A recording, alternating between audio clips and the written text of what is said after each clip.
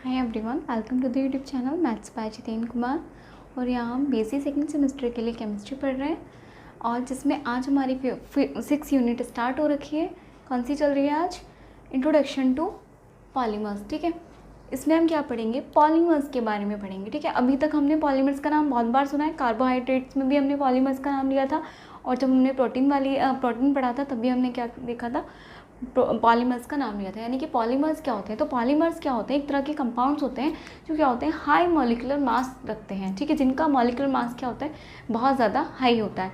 तो आप लिख सकते हो। सबसे पहले हम पॉलीमर के बारे में पढ़ने वाले हैं। इसमें पॉलीमर्स क्या होते हैं? ठीक है, पॉलीमर्स क्या होते हैं? तो पॉलीमर्स होते हैं आपके हाई मॉलिक्यूलर कंपाउंड्स। ठीक है, और इनका जो ये है मॉलिक्यूलर मास है वो 1000 से लेकर मिलियंस तक हो सकता है, इतना ज़्यादा हो सकता है। ठीक है, और इसमें क्या है कि जो आपका पॉलीमर्स है वो छोटी छोटी स्मॉल यूनिट से मिलकर बना होता है। ठीक है, तो उन छोटी छोटी स्मॉल यूनिट्स को बोलते हैं हम मोनोमर्स या मोनोमेरिक यूनिट। ठीक है, मोनोमर्स या मोनोमेरिक यूनिट्स। तो पॉलीमर्स किससे मिलकर बने होते हैं? मोनोमर्स से। जो बहुत सारे मोनोमर्स होते हैं वो कोवलेंट बॉन्ड के थ्रू क्या होते हैं? इंटरकनेक्टेड होते हैं।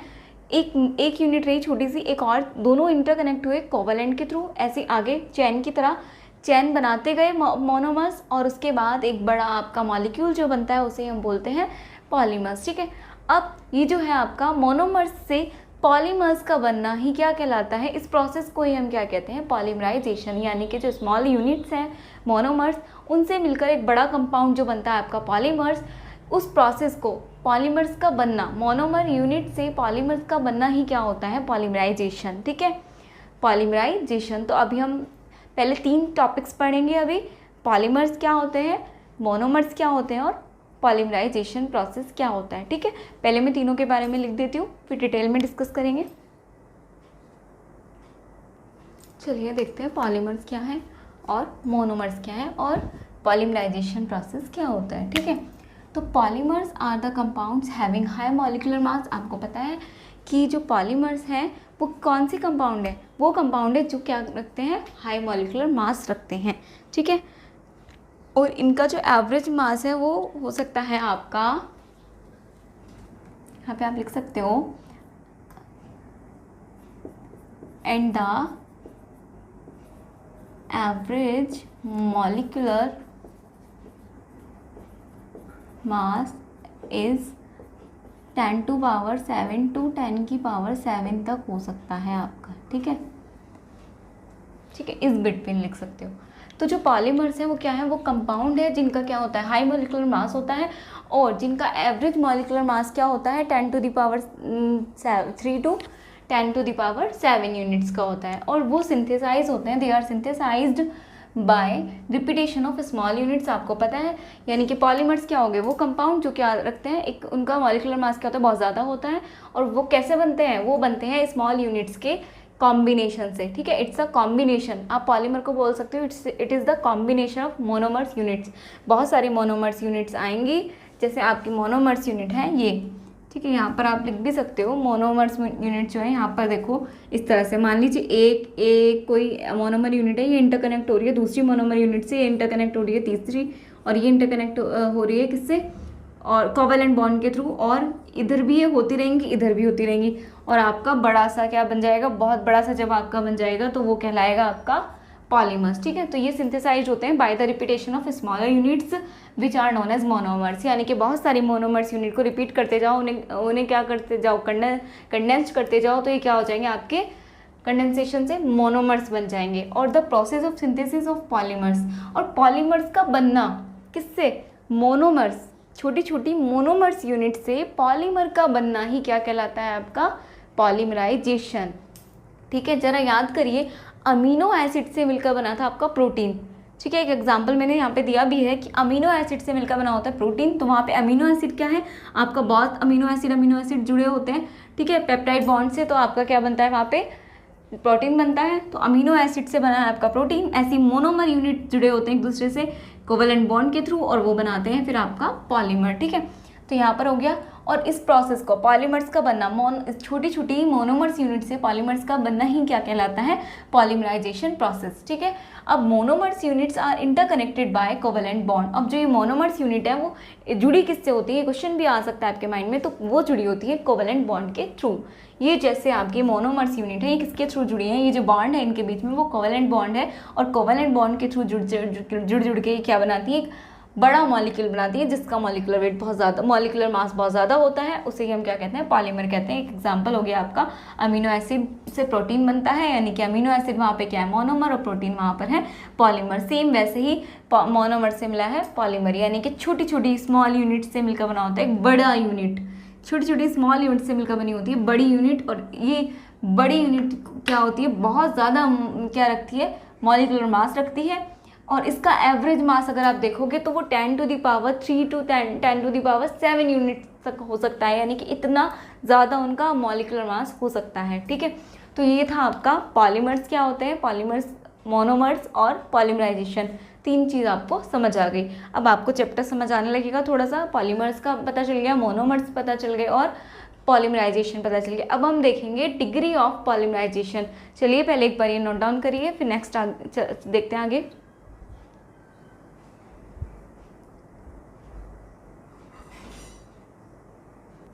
चलिए आगे देखते हैं, आपका टॉपिक है डिग्री ऑफ पॉलीमराइजेशन। तो ये डिग्री ऑफ पॉलीमराइजेशन क्या होता है, ठीक है, पॉलीमराइजेशन प्रोसेस तो आपको पता चल गया। ठीक है, अब डिग्री ऑफ पॉलीमराइजेशन क्या होता है, यानी कि जो पॉलीमराइजेशन है, यानी कि वो प्रोसेस जिसमें क्या होता है, मोनोमर्स यूनिट मिलकर क्या बनाती है, आपका पॉलीमर्स बनाती है।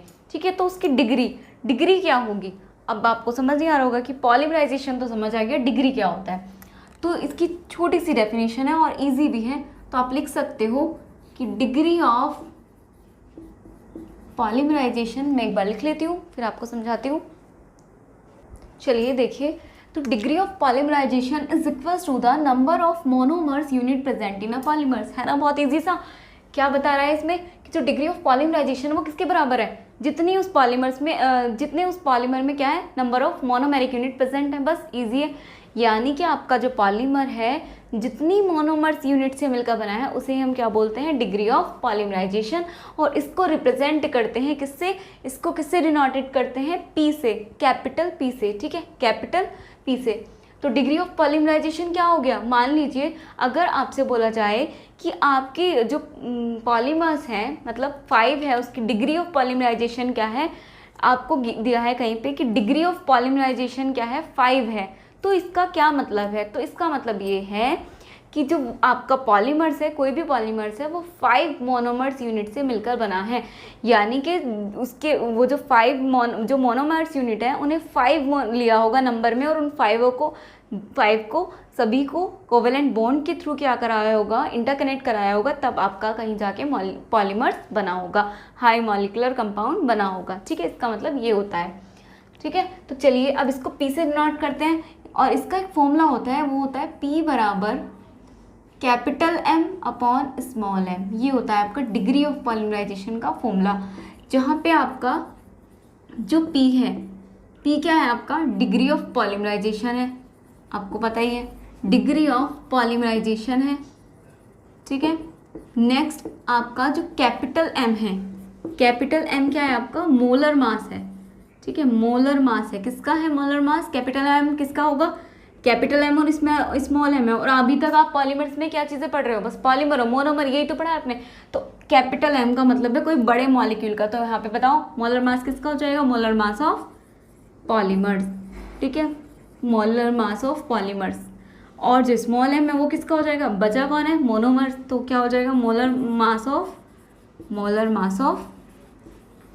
मोनोमर्स। ठीक है, monomers, molar mass of monomers. तो ये है आपकी डिग्री ऑफ फ्रीडम, वो डिग्री ऑफ फ्रीडम में आता है, डिग्री ऑफ पॉलीमराइजेशन, जिसको हम पी से रिप्रेजेंट करते हैं, और डिग्री ऑफ पॉलीमराइजेशन आपका बराबर होता है नंबर ऑफ मोनोमर्स यूनिट।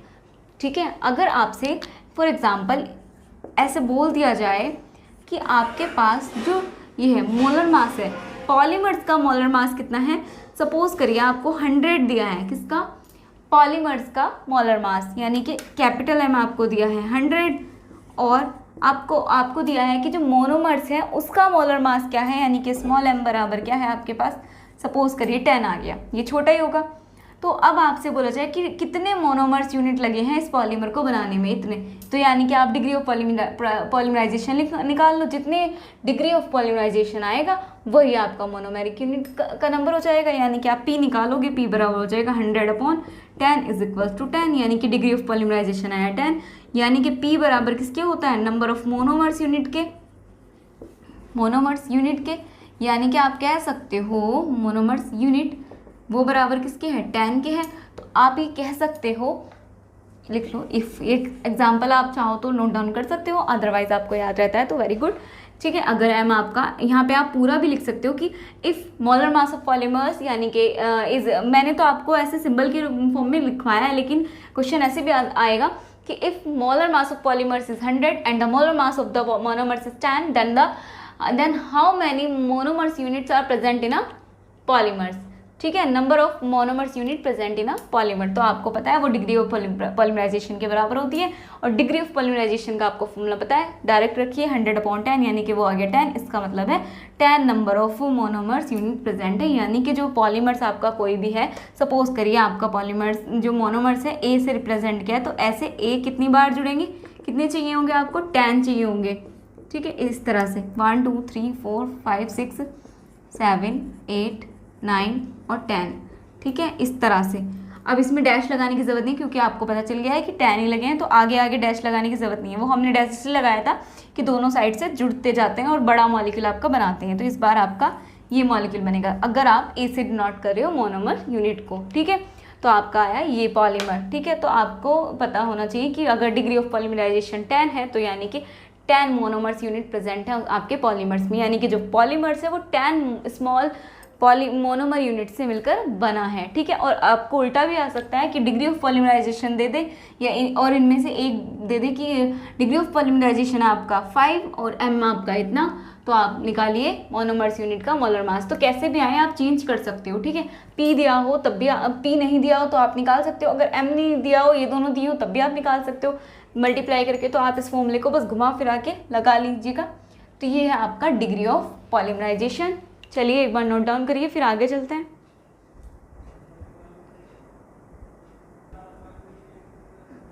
चलिए नेक्स्ट टॉपिक आपका आता है ओलिगोपॉलीमर। एक टॉपिक आपका है ओलिगोपॉलीमर। अब ये ओलिगोपॉलीमर क्या होता है, ओलिगोपॉलीमर, तो इसे हम मिनी पॉलीमर भी कहते हैं, ठीक है।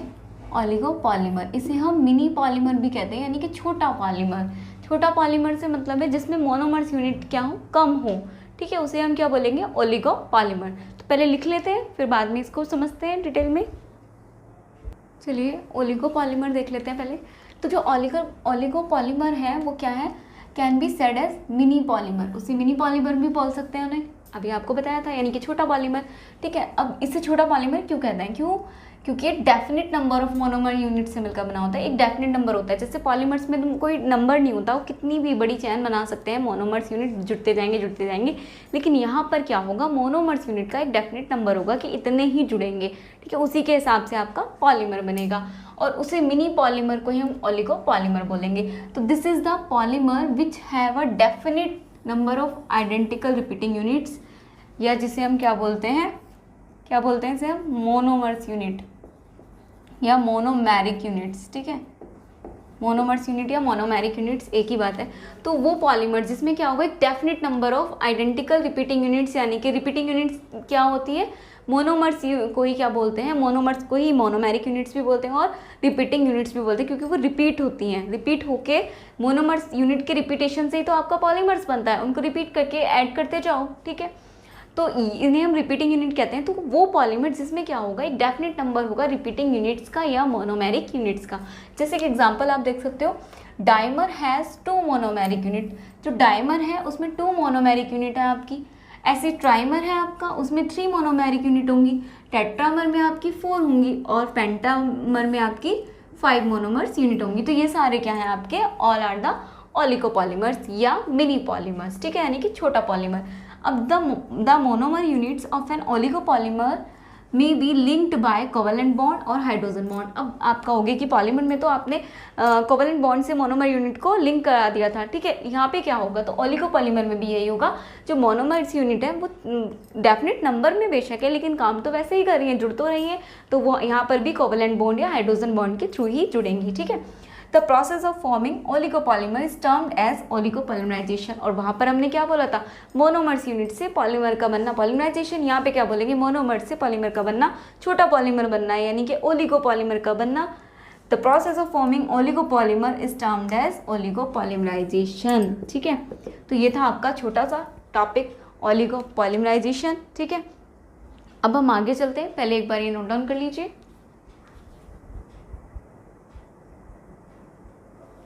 चलिए, तो आपका पॉलीमर्स, मोनोमर्स, पॉलीमराइजेशन क्या होता है, डिग्री ऑफ पॉलीमराइजेशन क्या होता है, और ओलिगोपॉलीमर होता है क्या होता है, ये सब आपका कवर हो गया और जल्दी जल्दी हो गया ना, क्योंकि छोटा और इजी था, ठीक है।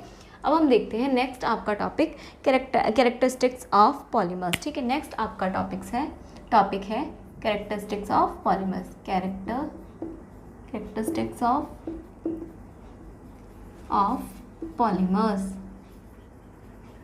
अब कैरेक्टरिस्टिक्स क्या होती हैं पॉलीमर्स की, ये देखेंगे, ठीक है। चलिए कर लेते हैं, पहले मैं एक बार लिख लेती हूँ फिर आपको समझाती हूँ।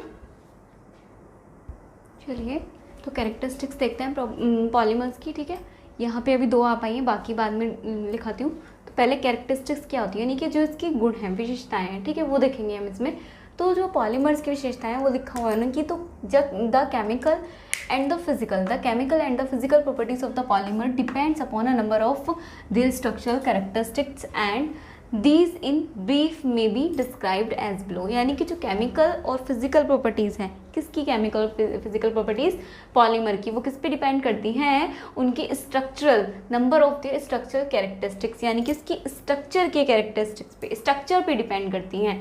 और इसे हम डिस्कस कैसे कर सकते हैं डिटेल में, ऐसे पॉइंट्स में, ठीक है। तो नंबर 1 पॉइंट्स देखा है उन्होंने, रिपीटिंग यूनिट्स इन पॉलीमर्स में जो रिपीटिंग यूनिट होती हैं उसको हमने कैरेक्टरिस्टिक्स बनाया है पॉलीमर की, और उसके अकॉर्डिंग देखिए स्ट्रक्चर की अगर बात करें तो पॉलीमर्स क्या हो सकता है, स्ट्रक्चर में एलिफेटिक भी हो सकता है, एरोमेटिक भी हो सकता है, और हेट्रोसाइक्लिक भी हो सकता है नेचर में। स्ट्रक्चर की अगर बात करें पॉलीमर की, तो स्ट्रक्चर कैसी होगी, हम कैरेक्टरिस्टिक्स पढ़ रहे हैं पॉलीमर की, जिसमें हमने पॉइंट्स में डिस्क्राइब कर दिया, लेकिन प्रॉपर्टीज तो सेम ही है, ठीक है। तो आपकी स्ट्रक्चर कैसी हो सकती है पॉलीमर्स की, वो एलिफेटिक भी हो सकता है, एरोमेटिक भी हो सकता है, और हेट्रोसाइक्लिक भी हो सकता है। अब देखो जॉइनिंग ऑफ सिमिलर मोनोमर्स, यानी कि आपको पता है मोनोमर्स मिलकर ही पॉलीमर्स बना रहे हैं, तो वो जो ज्वाइन हो रहे हैं उनके ज्वाइनिंग के हिसाब से अगर सेम यूनिट, यानी कि जैसे ए और ए मिलकर ज्वाइन होके बना रहे हैं आपका पॉलीमर, तो वो उसे क्या कहेंगे हम, या तो फिर सिमिलर जुड़ रही है या फिर अपोजिट, जैसे ए टू बी सी ऐसे डिफरेंट जुड़ रही है मोनोमर्स यूनिट, ठीक है।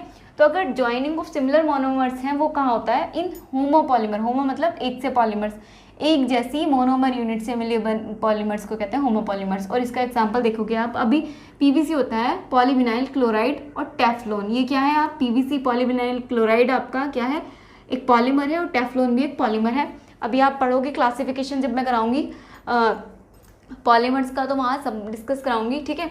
यहाँ पर है आपका ज्वाइनिंग ऑफ डिफरेंट मोनोमर्स, और अगर डिफरेंट मोनोमर्स जुड़ते हैं, यानी कि डिफरेंट मोनोमर्स यूनिट मिलकर क्या बना रही है, आपको पॉलीमर्स बना रही है, for example A B C D बहुत सारे डिफरेंट, अगर ए मिलकर क्या बना रही है, एक जैसी मोनोमर्स यूनिट मिलकर बना रही है पॉलीमर, तो वहाँ होगा वो से क्या कहेंगे हम, होमोपॉलीमर्स। और अगर डिफरेंट मोनोमर्स यूनिट मिलकर बना रही है आपका पॉलीमर्स, तो वहाँ होगा उसे क्या कहेंगे हम, हेट्रोपॉलीमर्स। और हेट्रोपॉलीमर्स को ही हम कोपॉलीमर्स भी बोलते हैं। और इसका एग्जांपल है नायलॉन 66 और पॉलिस्टर, ये दोनों क्या है, एक नायलॉन 66 अलग एक पॉलीमर है और पॉलिस्टर एक अलग पॉलीमर है। और ये दोनों कैसे हैं आपको याद रखना है, पीवीसी और टेफ्लॉन कैसे हैं, होमोपॉलीमर है, जबकि नायलॉन 66 और पॉलिस्टर कैसा है आपका, डिफरेंट हेट्रोपॉलीमर्स या कोपॉलीमर्स है। क्यों है, क्योंकि इसमें सेम मोनोमर यूनिट लग रही है, similar joining of similar monomers unit है, और इसमें क्या हो रहा है, डिफरेंट मोनोमर्स यूनिट। यानी कि स्ट्रक्चर्स कैसी हो सकती है, उसकी एलिफेटिक भी हो सकती है, एरोमेटिक भी हो सकती है, और हेट्रोसाइक्लिक भी हो सकती है। इसी तरह अगर सिमिलर मोनोमर्स यूनिट मिल रही है या डिफरेंट मिल रही है मोनोमर्स यूनिट के ज्वाइनिंग के हिसाब से भी हम उसकी कैरेक्टरिस्टिक्स डिसाइड कर सकते हैं। और एक लास्ट है आपका इसमें फोर्थ है आपका D, joining of polymer segment. अब मानो आपके दो छोटे छोटे पॉलीमर्स हैं जिसे हम क्या बोला था, ओलिगोपॉलीमर्स भी बोलते हैं, ठीक है। उनको अगर हमें पॉलीमर सेगमेंट को जोड़ना है तो वो उसे क्या कहेंगे, जब हम हम ज्वाइनिंग करें किसकी, पॉलीमर सेगमेंट्स की, तो हम वहाँ पर यूज़ करेंगे in block copolymer and graft polymers, ठीक है। उसे हम बोलेंगे इन ब्लॉक कोपॉलीमर। अभी आप देखोगे जो ब्लॉक कोपॉलीमर है उसमें क्या होगा, दो पॉलीमर सेगमेंट को हम जोड़ेंगे, और ग्राफ्ट कोपॉलीमर में भी क्या करेंगे, दो पॉलीमर सेगमेंट को जोड़ेंगे, ठीक है। सेकेंड टाइप आता है आपका mode of joining of monomers. First आपने देखा रिपीटिंग यूनिट्स के बेस पर, अब देखते हैं सेकेंड आपकी कैरेक्टरिस्टिक्स है mode of joining of monomers, ठीक है। यानी कि मोनोमर्स की ज्वाइनिंग के मोड को, यानी कि मोनोमर्स आपने देखा था, मोनोमर्स किससे जुड़ रहे थे, आपके कोवलेंट बॉन्ड से जुड़ के क्या बना रहे थे, आपका पॉलीमर्स बना रहे थे। वो कोवलेंट बॉन्ड कौन कौन से हो सकते हैं वो देखना है आपको, ठीक है। तो अगर कार्बन कार्बन का बॉन्ड है, किसमें है, पॉलीथीन और पीवीसी का, तो जो आपकी ज्वाइनिंग है मोनोमर्स की वो कई तरह से हो सकती है, 3 तरह से हो सकती है। कोवलेंट बॉन्ड के थ्रू जुड़कर क्या बनाते हैं, वो पॉलीमर बनाते हैं। वो कोवलेंट बॉन्ड कौन कौन से हो सकते हैं, कैसे हो सकते हैं, तो या तो हो सकता है कार्बन कार्बन बॉन्ड, या हो सकता है एस्टर बॉन्ड, या हो सकता है अमाइड बॉन्ड। तो जहाँ कार्बन कार्बन बॉन्ड हो उसका एग्जाम्पल क्या है, वो कौन सा पॉलीमर है, वो है पॉलीथीन और पीवीसी, यानी कि पॉलीविनाइल क्लोराइड। तो पॉलीथीन और पॉलीविनाइल क्लोराइड में क्या होगा, आपका कार्बन कार्बन का बॉन्ड होगा, मोनोमर्स यूनिट जो है कार्बन कार्बन बॉन्ड से जुड़ेंगी। जबकि जो पॉलिस्टर आपका एक पॉलीमर है उसमें क्या होगा, एस्टर बॉन्ड से के थ्रू आपकी क्या जुड़ेंगी, मोनोमर्स यूनिट जुड़ेंगी। जबकि जो अमाइड बॉन्ड है, अमाइड बॉन्ड वो किस में होगा, पॉलीअमाइड। नाइलॉन 66 और जो पॉलीअमाइड है उसमें क्या होगा, आपका जो मोनोमर्स यूनिट है वो किसके थ्रू जुड़ेंगी, अमाइड बॉन्ड के थ्रू। तो आपको याद रखना है। चलिए एक बार ये नोट डाउन करिए, फिर अपनी थर्ड कैरेक्टरिस्टिक्स देखेंगे। अभी कैरेक्टरिस्टिक्स खत्म नहीं हुई है पॉलीमर्स की, हमने अभी फर्स्ट देखी है, सेकेंड देखी है, अब थर्ड देखेंगे। एक बार नोट डाउन कर लीजिए पहले। चलिए एक बार देख लेते हैं, आपने नोट डाउन तो कर लिया है। हमने क्या किया, केमिकल फिजिकल प्रॉपर्टीज किसकी, पॉलीमर की किस पे डिपेंड करती है, हमने ये देखा कि जो उसकी फिजिकल और केमिकल प्रॉपर्टीज है वो डिपेंड करती है उसके स्ट्रक्चरल कैरेक्टरिस्टिक्स पे। उसको हमने डिटेल में डिस्कस किया और उसको हमने पॉइंट्स में डिस्कस किया, यानी कि जो कैरेक्टरिस्टिक्स हैं पॉलीमर्स की उसको हमने पॉइंट्स में डिस्कस किया। तो नंबर 1 पॉइंट्स है रिपीटिंग यूनिट्स पॉलीमर्स, पॉलीमर्स में जो रिपीटिंग यूनिट्स है उनके बेस पर, तो उसके बेस पर हमने देखा स्ट्रक्चर्स, ठीक है। स्ट्रक्चर कैसी हो सकती है पॉलीमर्स की, एलिफेटिक, एरोमेटिक, हेटेरोसाइक्लिक, तीनों हो सकती है। उसके बाद अगर मोनोमर्स यूनिट जो है सेम मोनोमर्स यूनिट है तो उन्हें कहेंगे हम होमोपॉलीमर्स, सेम जुड़ रही है। और अगर डिफरेंट मोनोमर्स यूनिट जुड़ रहे हैं आपका पॉलीमर बनाने के लिए तो उन्हें कहेंगे हेटेरोपॉलीमर्स। इनके एग्जांपल भी है, होमो का है आपका पीवीसी, पॉलीविनाइल क्लोराइड और टेफ्लॉन, और हेटेरो का है आपका नाइलॉन 66 और पॉलिस्टर, ठीक है। और अब आता है आपका ज्वाइनिंग ऑफ पॉलीमर सेगमेंट। और अगर पॉलीमर सेगमेंट को ज्वाइन करना है तो वो किस में देखा जा सकता है, वो है आपका ब्लॉक कोपॉलीमर और ग्राफ्ट कोपॉलीमर में, ठीक है। और इसी के साथ आपका देखेंगे सेकंड कैरेक्टरिस्टिक्स है mode of joining of monomers. इसमें क्या होगा, मोनोमर्स यूनिट का जो ज्वाइनिंग मोड है वो देखेंगे, यानी कि किस तरह वो जुड़ सकती हैं, ठीक है। तो मोनोमर्स यूनिट्स आपको पता है कोवेलेंट बॉन्ड के थ्रू जुड़ती हैं और आपका पॉलीमर्स बनाती है। तो वो कोवेलेंट बॉन्ड्स कैसे हो सकता है, कार्बन कार्बन का बॉन्ड भी हो सकता है जैसे पॉलीथीन या पीवीसी में होता है, ठीक है। और आपका क्या हो सकता है, एस्टर बॉन्ड हो सकता है किसमें, पॉलिस्टर में है आपका, ठीक है। और आपका हो सकता है अमाइड बॉन्ड, वो किसमें आपका पॉलीअमाइड या नाइलॉन 66 में। अब नोट डाउन कर लीजिए और फिर हम थर्ड कैरेक्टरिस्टिक्स पे इसकी चलते हैं। चलिए दो कैरेक्टरिस्टिक्स तो आपकी पॉलीमर्स की हो चुकी हैं पहले, अब बाकी दो देख लीजिए। आपकी थर्ड कैरेक्टरिस्टिक्स है स्ट्रक्चरल बिल्डअप ऑफ पॉलीमर चैन, यानी कि पॉलीमर चैन जिससे मिलकर बनी है स्ट्रक्चरली उसकी चैन कैसी है। पॉलीमर चैन जो एक्चुअल में आपकी बनी है किससे, मोनोमर्स यूनिट मिलकर पॉलीमर चैन बना रही है। और वो पॉलीमर चैन की स्ट्रक्चर के बेस पर आप देखोगे कैसे, अगर लीनियर है, लो प्रेशर पॉलीथीन, लीनियर चैन है, जो पॉलीमर बना है आपका लीनियर बना है, लीनियर यानी कि सीधी रेखा में एक सीधी रेखा में चैन बनी है पॉलीमर की, तो वो क्या होगी आपकी, वो चैन किस में देखी जा सकती है, एग्जाम्पल क्या हुआ उसका, पॉलीथीन, वो भी लो प्रेशर पॉलीथीन, ठीक है। लो प्रेशर पे जो पॉलीथीन होगी, लो प्रेशर पॉलीथीन, वो एक एग्जांपल है। अगर ब्रांच, यानी कि ये तो आपकी हो गई लीनियरली, ऐसे अगर कोई पॉलीमर सिंपल ऐसे बनाए, और ब्रांच क्या होता है, यानी कि लीनियरली और उस पर ब्रांच कहीं भी कुछ भी जुड़ रहा है ऐसे करके, ठीक है, ये होती है आपकी ब्रांच पॉलीमर। और ब्रांच पॉलीमर का एग्जाम्पल क्या है, हाई प्रेशर पॉलीथीन, ठीक है।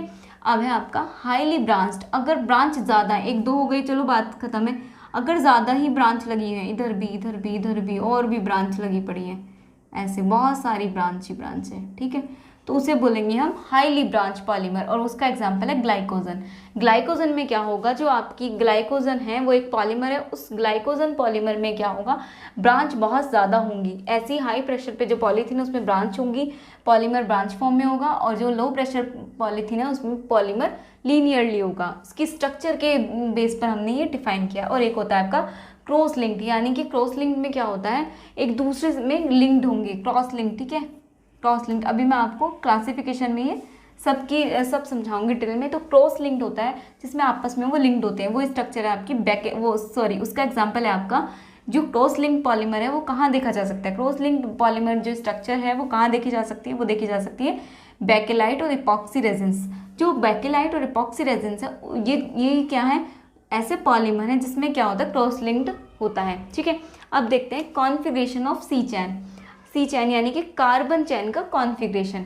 कार्बन चैन के कॉन्फ़िगरेशन के बेस पर हमने क्या किया है, कैसे डिफाइन किया है पॉलीमर की कैरेक्टरिस्टिक्स को। तो कॉन्फ़िगरेशन ऑफ कार्बन चैन क्या हो सकता है, अगर कॉन्फ़िगरेशन देखिए कार्बन चैन का तो उसके हिसाब से 3 पार्ट्स में आपके पॉलीमर्स हो सकते हैं। अगर कॉन्फ़िगरेशन की बात करें, कार्बन के कॉन्फ़िगरेशन के अकॉर्डिंग आपके जो पॉलीमर्स है वो 3 तरह के हो सकते हैं, आइसोटैक्टिक, सिंडियोटैक्टिक और एटैक्टिक। ये इसका मतलब होता है, मैं यहीं पे क्लियर कर देती हूँ। जो आइसोटैक्टिक है इसमें क्या होगा, क्योंकि हम कार्बन के कॉन्फ़िगरेशन की बात कर रहे हैं, तो जो आइसोटैक्टिक है इसमें क्या होगा, कार्बन का जो कॉन्फ़िगरेशन है, जितने भी आपके कार्बन लगे होंगे वो क्या होंगे, ऑप्टिकली एक्टिव होंगे। यानी कि वो क्या होंगे, ऑप्टिकली एक्टिव होंगे। ऑप्टिकली एक्टिव कब होंगे, क्योंकि जिस पॉलीमर में क्या होगा, सारे जो आपके कार्बन एटम हैं वो कैसे होंगे, एसिमेट्रिक कार्बन होंगे। तो जितने भी एसिमेट्रिक कार्बन है वो सब क्या करेंगे, ऑप्टिकल एक्टिविटी शो करेंगे, और ऑप्टिकल एक्टिव होने के कारण वो डीएल फॉर्म बनाएंगे, ठीक है, डीएल कॉन्फ़िगरेशन शो करेंगे। तो आइसोटैक्टिक वो पॉलीमर है जिसमें क्या होता है, जितने भी आपके कार्बन लिंक्ड हैं उन सब का क्या होगा, कॉन्फ़िगरेशन डी, या तो डी होगा सभी का, या तो एल होगा, ठीक है, एक ही सेम कॉन्फ़िगरेशन रखेंगे। आइसोटैक्टिक वो पॉलीमर है जिसमें कार्बन का सभी कार्बन का सेम कॉन्फ़िगरेशन होता है। अगर एक कार्बन का कॉन्फ़िगरेशन डी आया है तो जितने भी उस चैन में कार्बन लगे होंगे सबका ही डी होगा। अगर एक कार्बन का आपका क्या आया है, कॉन्फ़िगरेशन एल आया है, तो जितने भी उस पॉलीमर में कार्बन है उन सब का ही कॉन्फ़िगरेशन एल आएगा। तो सेम कॉन्फ़िगरेशन होगा अगर पॉलीमर में जो कार्बन प्रेजेंट है उसका उन सभी का सेम कॉन्फ़िगरेशन होगा, तो उसे बोलेंगे हम आइसोटैक्टिक पॉलीमर। इसी तरह सिंडियोटैक्टिक पॉलीमर होता है अगर आपका जो कॉन्फ़िगरेशन है वो क्या हो जाए, अल्टरनेट हो जाए, ठीक है। इसमें तो होगा सेम कॉन्फ़िगरेशन सभी कार्बन का, आप लिख भी सकते हो, ठीक है। It is the polymer in which all the asymmetric carbon have the same configuration, ठीक है, सेम कॉन्फ़िगरेशन, या तो D या तो L, ठीक है। और सिंडियोटैक्टिक में क्या होगा, ये वो पॉलीमर है जिसमें क्या होगा, आपके जितने भी आपके कार्बन की चैन लगी पड़ी है उसमें क्या होगा, एक D आएगा तो दूसरा L, फिर तीसरा D, चौथा L, फिर D L, ऑल्टरनेशन पे आपका कॉन्फ़िगरेशन आएगा डी एल, ऐसे अल्टरनेशन पे कॉन्फ़िगरेशन आपका चलता रहेगा। इसमें सेम कॉन्फ़िगरेशन कार्बन का, इसमें कार्बन चेन का अल्टरनेशन कॉन्फ़िगरेशन, और इसमें क्या होगा आपका रैंडम कॉन्फ़िगरेशन। यानी कि आपके मान लो 10 कार्बन अगर चेन में जुड़े हैं तो किसी का भी कहीं भी रैंडमली, मान लो शुरू के 2 का आ गया एल, फिर आ गया, फिर 1 का आ गया डी, फिर आ गया एल, फिर डी, ऐसे कुछ भी रैंडमली, मतलब कोई भी किसी भी कार्बन का हो सकता है, हमें नहीं पता, ठीक है। इसमें क्या होगा, सेम होगा सभी कार्बन का आइसोटैक्टिक में। सिंडियोटैक्टिक में अल्टरनेशन पे होगा कॉन्फ़िगरेशन, यानी कि एक बार डी, फिर एल, फिर डी और एल। और एटैक्टिक में होगा कि सभी जो कार्बन हैं उनका रैंडमली होगा, यानी कि कभी भी एल कभी भी डी, ठीक है। नेक्स्ट आते हैं हेलिकल स्ट्रक्चर्स। तो हेलिकल स्ट्रक्चर्स के बेस पर देखेंगे, हेलिकल स्ट्रक्चर कौन से किस में देखी जा सकती है, पॉलीपेप्टाइड्स या प्रोटीन्स। आपने देखा था प्रोटीन्स पे हमने हेलिकल स्ट्रक्चर बनाई थी। तो हेलिकल स्ट्रक्चर्स कौन से पॉलीमर्स में देखी जाएगी, उनका एग्जाम्पल है प्रोटीन्स या पॉलीपेप्टाइड्स आपने देखा था, उसमें हमने हेलिकल स्ट्रक्चर डिस्कस की हुई है, ठीक है। तो प्रोटीन्स मैक्रोमॉलिक्यूल्स आपने पढ़ा था, प्रोटीन्स आर द मैक्रोमॉलिक्यूल्स, और जो किससे मिलकर बने होते हैं, पेप्टाइड बॉन्ड से, अमीनो एसिड से मिलकर बने होते हैं। और अमीनो एसिड जो होता है, अमीनो एसिड जुड़े होते हैं पेप्टाइड बॉन्ड से, और वो बनाते हैं आपके मैक्रोमॉलिक्यूल। प्रोटीन्स तो हमने देखा था कि अमीनो एसिड क्या है आपका मोनोमर यूनिट है, और पॉलीमर क्या हो गया, प्रोटीन क्या हो गया, पॉलीमर। तो क्योंकि ये क्या है, एक पॉलीमर से तो इसकी स्ट्रक्चर कैसी हुई, हेलिकल स्ट्रक्चर। तो हेलिकल स्ट्रक्चर का एग्जाम्पल क्या हुआ, प्रोटीन, आपको याद रहेगा। फिर हेड टू टेल, अब आगे भी हो सकता है, हेड टू टेल, अगर हेड टू टेल हो रहा है यानी कि अगर आपका सेम जुड़ रहा है, ठीक है, हेड टू हेड यानी कि एक सिरा दूसरे उसके ए से ही जुड़ रहा है, ठीक है, ए टू ए जुड़ रहा है, तो हम इसे बोलेंगे हेड टू हेड कॉन्फ़िगरेशन। क्या बोलेंगे? हेड टू हेड कॉन्फ़िगरेशन, ठीक है। तो हेड टू हेड और हेड टू टेल और वो sorry head to tail, head to head और हेड टेल टू टेल, ये होता है। हेड को हमने अल्फ़ा से डिनोट किया हुआ है, होता है हेड को अल्फ़ा से, और टेल को हम मान लेते हैं बीटा से। तो ये पॉलीमर वो हैं जिसमें हेड टू टेल यानी कि अल्फ़ा टू बीटा, फिर अल्फ़ा टू बीटा, इस तरह का पॉलीमर आपका मोनोमर यूनिट इस तरह जुड़ी होती है, तो उन्हें बोलेंगे हम head to head to tail. जैसे हो गया आपका पॉली आइसोप्रीन, ठीक है, पॉलीस्टाइरीन और पीवीसी एग्जाम्पल हैं आपके। पॉली आइसोप्रीन किसका है? हेड टू टेल का, और हेड टू हेड का क्या है? पॉलीस्टाइरीन। हेड टू हेड क्या होगा? Alpha two alpha, alpha two alpha, यानी कि अल्फ़ा ही जुड़ा होगा सब तरफ, ठीक है। तो इसे बोलेंगे, इसे ये तो क्या है आपका हेड टू टेल, ये आपका है हेड टू हेड, और इसी तरह टेल टू टेल यानी कि बीटा टू बीटा, ये वाला क्या हुआ आपका कॉन्फ़िगरेशन? टेल टू टेल, और इसका एग्जाम्पल है आपका पीवीसी। तो इस तरह के हैं। अगर आपका इस तरह मोनोमेरिक यूनिट जुड़ी है, हेड अल्फ़ा बीटा में जुड़ी है, तो इसे बोलेंगे हेड टू टेल। और अगर अल्फ़ा अल्फ़ा अल्फ़ा जुड़ा है तो हेड टू हेड, और बीटा बीटा बीटा जुड़ा है तो tell to tell.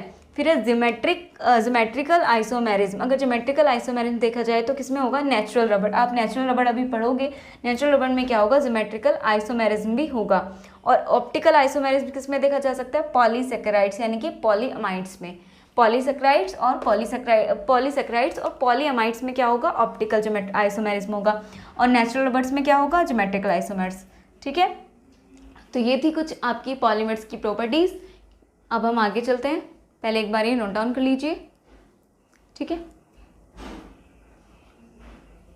I think सबने नोट कर लिया होगा। तो इसके आगे हम क्लासिफिकेशन देखेंगे पॉलीमर्स का, वो हम नेक्स्ट लेक्चर में कवर करने वाले हैं, क्योंकि लेक्चर बहुत लेंथी हो जाएगा, ठीक है। तो अभी फिलहाल इतना कर लीजिए। आज हमने क्या पढ़ा है? पॉलीमर्स पढ़ा है, मोनोमर्स पढ़ा है, पॉलीमराइजेशन पढ़ा है, डिग्री ऑफ पॉलीमराइजेशन पढ़ा है, फिर ओलिगो पॉलीमर्स पढ़ा है, और उसके बाद हमने पॉलीमर्स की कैरेक्टरिस्टिक्स देखी हैं, जो हमने 4 देखी हैं, और चारों हमने डिटेल में डिस्कस कर ली है 1 बाय 1, ठीक है। अब चलेंगे हम किसकी तरफ? क्लासिफिकेशन की तरफ। पॉलीमर्स का क्लासिफिकेशन देखेंगे, जो कि बहुत ज़्यादा इंपॉर्टेंट है, और कई तरह से 5 तरह से हम इसका क्लासिफिकेशन देखने वाले हैं। चलिए आज की क्लास के लिए इतना ही। Thank you.